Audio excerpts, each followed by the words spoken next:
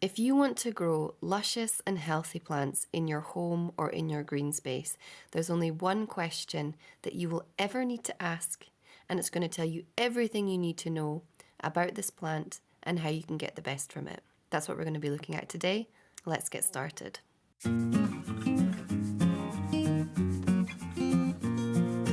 Hello everyone, welcome to the Balconia Garden Podcast. This is where we talk about all things container gardening, both indoor and outdoor. You'll find tips and tricks for growing a flourishing container garden, regardless of its size, shape, or the space that you have. You can also find video tutorials on my YouTube channel. It's called Balconia Garden, and you can listen to this episode on Spotify. The Spotify account is called Balconia Garden Podcast. Welcome to episode 4. Please excuse how I'm sounding right now. I have a cold. I'm hopefully on the other side of it now. I'm coming out of it, but you can definitely still notice it. So apologies for that. Hopefully it's not too distracting. So I've been doing the podcast for about a month now, and I'm really enjoying it. I've also been having some more ideas about where I want to go with the podcast. And I've decided that I would like to talk about more botany-related topics, because I find it so fascinating, first of all. But botany is basically the science of plant life. It's also referred to as phytology. And if we know certain botanical principles, we're just going to be better gardeners all around, because we can understand how plants grow, what they need to survive and thrive. It's just so fascinating as well.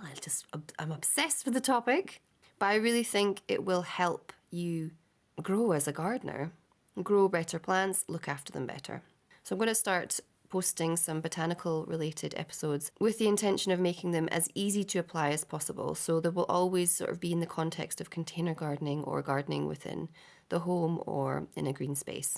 So on that note, I'm sharing with you the first botanically related episode today. I hinted at it just a moment ago. So today we're going to look at the only question you need to ever ask in order to know everything that you need to do to make any type of plant survive and thrive. And that question is, where is the plant native to?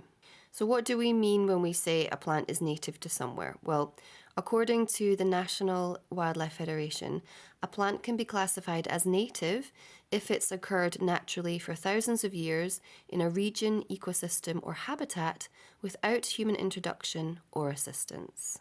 So this means that we humans have had nothing to do with the success of this native plant. We could say that they don't need us to survive in their natural environments. It's easy for them because they're perfectly designed to not only thrive where they are, but to also support the local ecosystem that they're a part of. This is, of course, due to the fact that they have evolved in this environment. They've had to adapt and specialize in order to survive there. And that's why we see such incredible variety throughout the plant kingdom, because there are so many different habitats. There are swamps, there are alpine mountains, and wherever you go on Earth, you'll find a plant. So they've been able to adapt to their environment, which I just think is so fascinating. So what does knowing the plant's origin, its original environment, where it's native to, how does knowing this help us to grow healthy plants in our homes or in our green spaces? By knowing the original environment that this plant thrives in, all we have to do is replicate this natural environment, and then they will naturally thrive. It's very simple, actually. So let's look at an example. Say we have just bought a Monstera deliciosa, the Swiss cheese plant. It's a very, very popular houseplant. And we go online and we check the Swiss cheese plant's place of origin. And this is the tropical forests of southern Mexico. So if you can imagine you're a Monstera in the tropical forests of southern Mexico, you can imagine being there. It's going to be high humidity, it's going to be warm temperatures, and there will be indirect light. Monstera deliciosa, well, they grow kind of on the forest floor, so they will experience dappled sunlight because of the canopy above, which is providing shade but also allowing some kind of light in. And so we're starting to build a picture of what this plant needs, what it would love to experience in our homes. So what I do for my Monstera, I'm looking at it right now. I have it, beside the window. It receives a lot of indirect light. I have my home kind of normal temperatures. And ideally I would put my Monstera maybe even in a nice steamy bathroom. I don't have space in my bathroom right now, but I do have a little humidity reader and I place it near the plants, and I see that the humidity is normally kind of between 50 and 60%. And then if I feel like maybe I need to raise the humidity, then I give it a little spray of water, and she seems to be fine.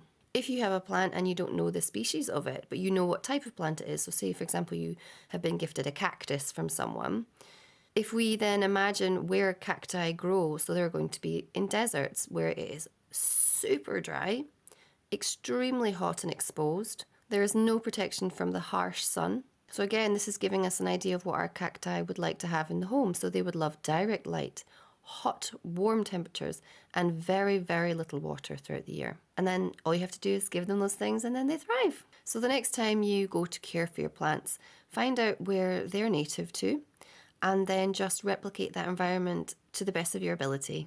And I tell you, your plants are going to thank you for it. So that was my first little botany related video. Hope you enjoyed it.